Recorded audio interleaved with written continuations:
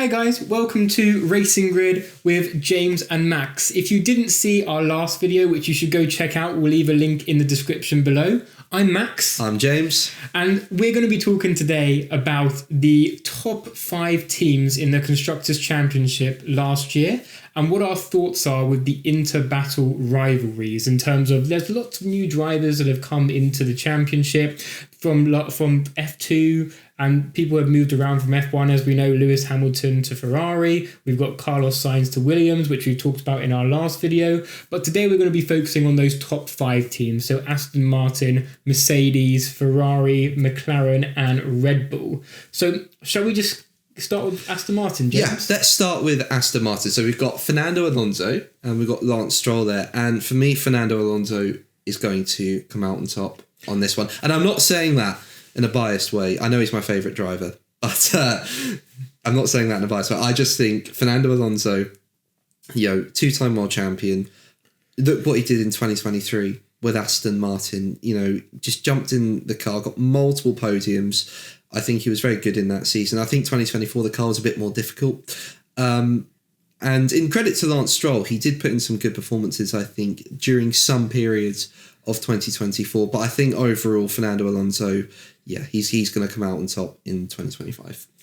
I would agree with you there. We're in agreement with that. Fernando Alonso, he's a veteran driver, oldest driver on the grid, most experienced driver on the grid, and he knows how to get that Aston Martin to have the most potential and extract the most power from it. Lance Stroll is a great driver in his own right. I just feel like he's made too many mistakes last season. I mean, everyone saw that Brazil in the first lap. He reversed and then drove into the gravel and just beached himself. These kind of mistakes. Yes, that wasn't. I think. Do you remember the one in China with Ricardo? Yes. Yeah, that wasn't good either. Too many of those kind of mistakes. I feel like if those were avoided, he would have been a little bit higher up in the championship himself. Yeah. So, but I think we're both in agreement there. That's going to be Fernando Alonso. Well, the next team on the list is a big one. Is Mercedes, and there's some big changes at Mercedes. We've got George Russell and Kimi Antonelli, a rookie driver. Yeah, who do you think is going to come out on top? Well, let me ask you this first. Do you think this was the right decision from Toto Wolff to promote Antonelli to such a big team? Difficult question. Right. Okay. So, I think we all know that Toto Wolff, admires Kimi Antonelli, and you look at what happened with Max Verstappen. I think he sees maybe a bit of Max Verstappen and Kimi Antonelli, and he didn't want to do what happened with Max Verstappen, which was he had Max Verstappen nearly signed with him, but Verstappen ended up going to the Red Bull family. Yeah. I don't think he wants that to happen with Antonelli, so I think he signed up Antonelli quickly. For sure, it's a lot of pressure, rookie in a big team. Absolutely, but I think there's no doubt Antonelli is a quick driver. But in terms of who I think would come out on top between Russell and Antonelli, I think on this occasion I would give it to Russell. I think Russell's got the experience, he's won Grand Prix. I think Antonelli's a very, very quick driver. I think he had some good Grand Prix in Formula 2, and I think he'll settle in nicely at Mercedes, given he's already part of the team as their junior driver in previous seasons. But I just think, George Russell, especially with the way he managed to beat Lewis Hamilton in qualifying in 2024, I think George Russell's going to come out on top. I agree as well with you there. From Mercedes' perspective, George has the experience. He's also done his time at Williams where he had to learn how to use a car, maybe not so fast, but he really did extract everything from that. I mean, you remember that qualifying lap in Belgium in the rain where he put the best performance in he's probably ever done and landed it second just behind Max Verstappen. I mean, that was unbelievable for Williams. That just wasn't anywhere within I think conditions. That was probably one of the best laps I've ever seen. I mean, obviously, Ayrton Senna's Monaco laps are legendary, but I think what George Russell did in Belgium that year was exceptional. Absolutely. And then you've also got his performance in Spain. I know he didn't win in 2024, but getting off the line and being able to overtake Max and Lando into that first corner, that takes some guts be able to hold it round the corner with that much speed. It does. So you're Russell as well? I'm Russell. Yeah. Absolutely. So, I think we're both agreeing with that. I think Antonelli will give a good season. I think he'll give Russell the challenge. But for me, Russell will come out on top. Okay. This is good. We're on the same page here. If you saw the last video, we had some conflicting views. Yes, but I think we're on the same page so far. But let's see what happens when we move on to Red Bull between Max Verstappen and Liam Lawson. I kind of want to be controversial here and say Liam Lawson, just because we all know how good a driver Max Verstappen is, and we're all just going to assume that he's going to come in and he's going to just dominate the season again. We know that the car's set up to Max Verstappen. We know he loves that front end grip. He loves to drive with the nose. And a lot of these drivers coming in have to kind of adapt to that. A lot of the drivers have come in mid-season as well. So they've had to just take the car as it is, like Alex Albon and Pierre Gasly. They haven't really been able to tailor it or change it to their driving style. And so I feel like Liam Lawson has now had the time over the winter break to understand the car, understand how it feels, and also change it to a driving style that might work for him. I don't know if that will make a difference, but I will say Liam Lawson will come out on top. I think you can tell by my laughter I disagree with this one.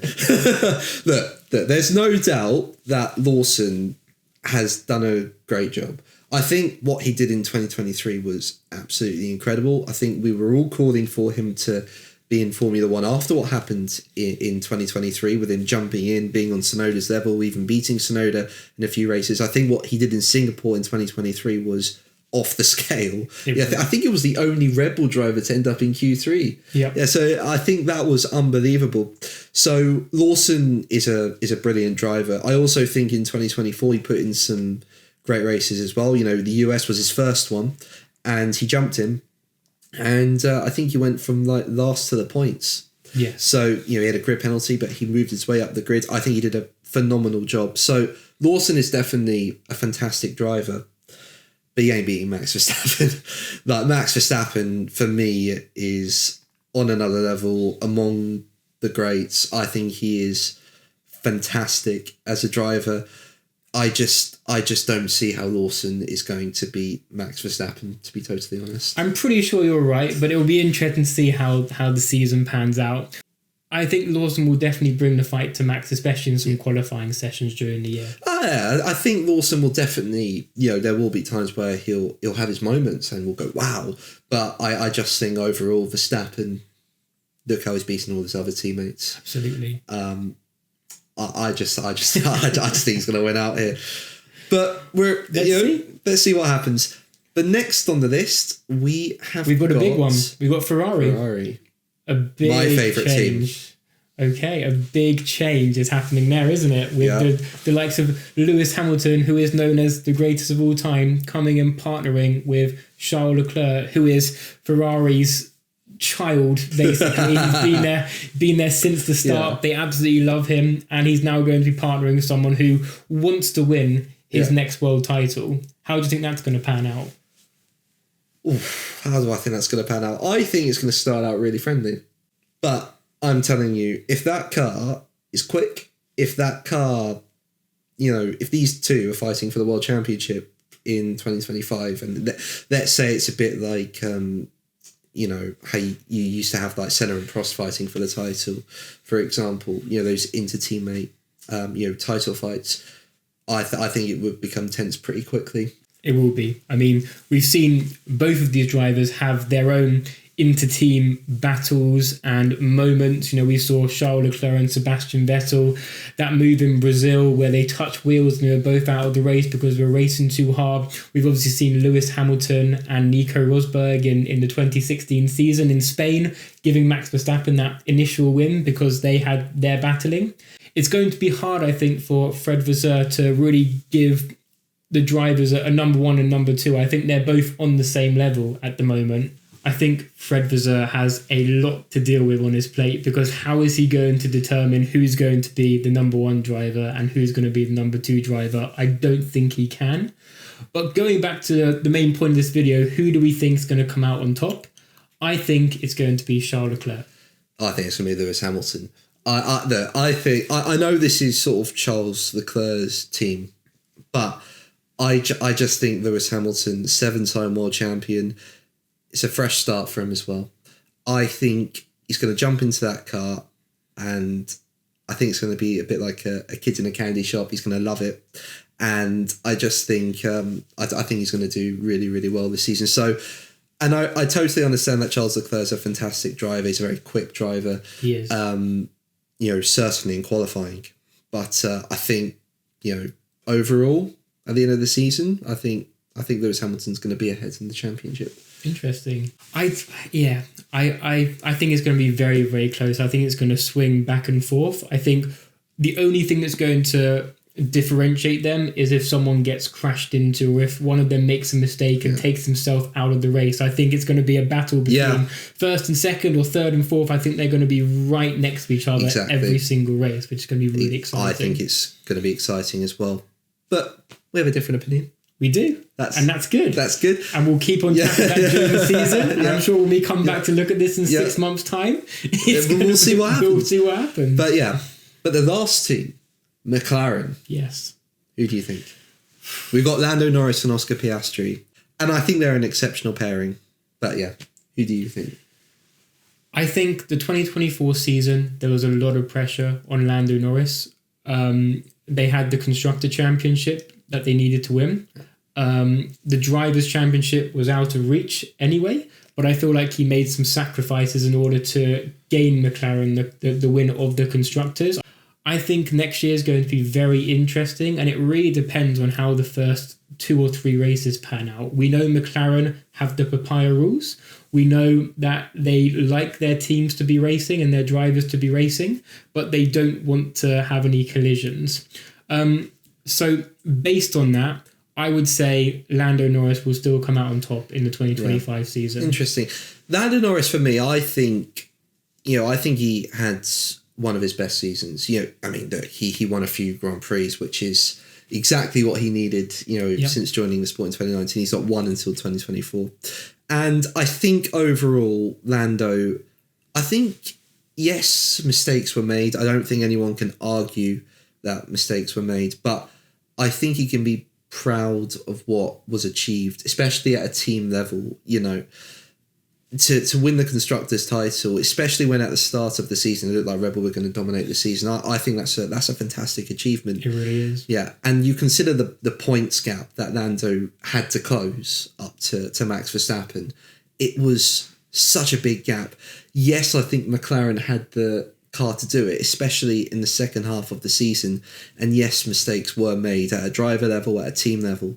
But I just think going into 2025, I think there'll be a lot to learn from that. And I think at the end of the day, with 2024 as well, I think Norris, soon realised that, as well as Piastri, it was about, securing the Constructors' Championship when it looked like the Drivers' Championship, later on in the second half of the season was becoming more and more difficult. And McLaren got that, in fairness. But I think, as I say, in 2025, everyone's going to learn from the mistakes that were made. And I think we could see a good drivers' title fight. And I think if McLaren have got the car, I definitely think Lando will be up there. I also think Oscar will be up there. I think Oscar's a fantastic driver.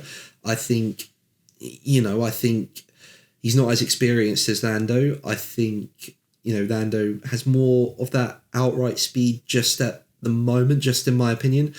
But I think in 2025, it's going to be very, very close between Piastri and Norris. For me, it's so difficult to determine who's going to come out on top between those two.